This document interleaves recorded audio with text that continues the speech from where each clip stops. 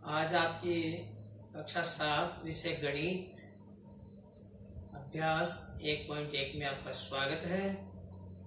आज हम पढ़ेंगे संख्या रेखा पर संख्याओं को दर्शाना। कोरोना काल चल रहा है, आप स्कूल नहीं जा पा रहे हैं, लेकिन चिंता मत कीजिए, मैं बैठा हूँ, आपके लिए व्यवस्था कर रहा हूँ। आपको घर बैठे मैं पढ़ाऊंगा, स्कूल को आपके घर लेके आऊंगा। तो आज तैयार हो जाइए। कक्षा 7 विषय गणित अभ्यास 1.1 प्रश्नावली 1.1। आज हम पढ़ेंगे संख्याओं को संख्या रेखा पर कैसे दर्शाया जाता है। तो प्यारे बच्चों, आपने पिछली कक्षा में संख्या रेखा पर संख्याएं दर्शाना पढ़ा था। हमने देखा है कि एक रेखा होती है, उसके बीच में 0 लिखा जाता है। 0 के दाईं तरफ हमेशा धनात्मक संख्याएं होती है और बाईं तरफ हमेशा ऋणात्मक संख्याएं होती है। ये तो आपको पहले पढ़ लिया था आपने पिछली क्लास में। अब आज हम पढ़ेंगे संख्या रेखा पर संख्याओं को दर्शाने के बाद कौन सी संख्या बड़ी है, कौन सी संख्या छोटी है, संख्याओं में योग और संख्याओं में अंतर हम पढ़ेंगे। तो हो जाइए तैयार। हाँ, उठाइए आपका बस्ता, लीजिए कलम और कॉपी, उत्तर पुस्तिका लेके बैठिए सामने, लिखने के लिए हो जाइए तैयार। तो शुरू करते हैं। संख्या दर्शाना। रेखा के ऊपर हम संख्या कैसे दर्शाते हैं, आपको सबसे पहले याद रखना कि एक रेखा खींचेंगे, उस रेखा के बीचों बीच एक 0 लिखेंगे और 0 के दाईं तरफ 1 2 3 4 5 6 7 8 9 10 अनंत तक गिनती आप चाहो जितनी लिख सकते हो। 0 के बाईं तरफ -1 -2 -3 -4 -5 -6 और अनंत तक आप ऐसे -7 8 9 लिख सकते हो। अब आपको समझना यह है कि 0 के हमेशा दाईं तरफ धनात्मक संख्याएं होती है और 0 से हमेशा बाईं तरफ ऋणात्मक संख्याएं होती है। यही संख्या रेखा पर संख्या लिखने का सबसे बढ़िया तरीका है।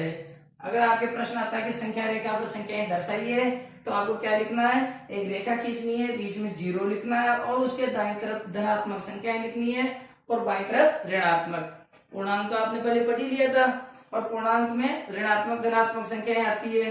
तो ये दोनों धनात्मक और ऋणात्मक संख्याओं को कैसे लिखते हैं, संख्या रेखा पर बीच में 0 लिख के दाईं तरफ धनात्मक और बाईं तरफ ऋणात्मक।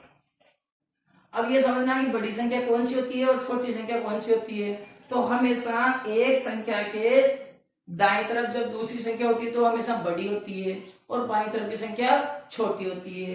ये बीच में आपको 0 दिख रहा है, 0 के दाईं तरफ 1 है, तो 0 से 1 क्या है, बड़ा है। 0 से ये धनात्मक 1 बड़ा है और 0 के बाईं तरफ जो संख्या है वो है -1। -1 हमेशा 0 से क्या है, बाईं तरफ की संख्या छोटी होती है, तो -1 0 से छोटा है। अगर आपको कोई प्रश्न पूछे कि क्या 0 से भी छोटी कोई संख्या है, हाँ है। क्या है, -1। -1 के बाईं तरफ क्या है, -2, तो -1 से छोटी संख्या होगी -2, -2 से भी छोटी संख्या होगी -3, -3 से भी छोटी संख्या होगी -4। इस प्रकार हम पीछे चलते जाएंगे, छोटी छोटी संख्याएं होती जाएगी। तो समझ में आ गई कि संख्या रेखा पर संख्याएं दर्शाने के लिए बीच में 0, दाईं तरफ धनात्मक संख्याएं और बाईं तरफ 0 के बाईं तरफ ऋणात्मक संख्याएं लिखना है।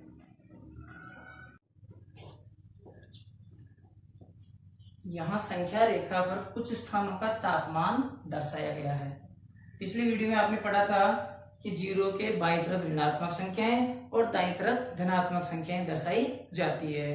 अब आप पढ़ोगे तापमान के बारे में। तो तापमान में गर्म स्थानों को हम धनात्मक रूप में और ठंडे स्थानों को ऋणात्मक रूप में यहाँ पर संख्या रेखा पर दर्शाते हैं। क्योंकि तापमान कम होगा तो कम कौन सी संख्या होती है, माइनस वाली। तापमान ज्यादा बढ़ेगा तो कौन सी संख्या होगी, धनात्मक वाली। तो यही आपको समझना है कि ये बीच में संख्या रेखा है, इस संख्या रेखा के ऊपर बीच में 0 लिखा हुआ है। 0 के दाईं तरफ 1 2 3 4 और ये 5 नंबर पे कौन सा शहर है, शिमला। और फिर 6 7 8 9 और 10 नंबर पे ऊटी और 11 12 13 14 15 16 17 18 19 20 21 और 22 नंबर पर है बेंगलोर। ये धनात्मक शिमला से ज्यादा तापमान है ऊटी का। ऊटी से तापमान ज्यादा बेंगलोर का, बेंगलोर से तापमान कम है ऊटी का, और ऊटी से कम है शिमला का, शिमला से कम किसका है श्रीनगर का, और श्रीनगर से कम किसका है लाहौल स्पीति का। देखिए शिमला में धनात्मक 5 डिग्री है, जीरो के दाईं तरफ पर, तो बड़ी संख्या है। और श्रीनगर में कौन सी है -1, -2, -3, -4, -5, -6 और -7। शिमला का स्थान कौन सा है -7। हम जानते हैं प्लस के 5 बड़े हैं -7 से, तो शिमला से श्रीनगर का तापमान कम हुआ। फिर -7 के बाद -8, -9 और ये -10। तो इस प्रकार हम बाएं तरफ जाएंगे तो तापमान कम होता जाएगा, और दाएं तरफ जाएंगे तो तापमान बड़ा होता जाएगा, ज्यादा होता जाएगा। अब आपको कुछ प्रश्न आपके 1.1 संख्या रेखा पर संख्याएं दर्शाना कक्षा 7। तो प्यारे बच्चों आपको कैसे दिखाओगे ये संख्या रेखा पर अंकित स्थानों के तापमान। आप लिख सकते हो कौन से स्थान का तापमान कितना है, धनात्मक का धनात्मक, ऋणात्मक का ऋणात्मक लिखना है। दूसरा है आपका सबसे गर्म और सबसे ठंडे स्थानों के तापमान में अंतर।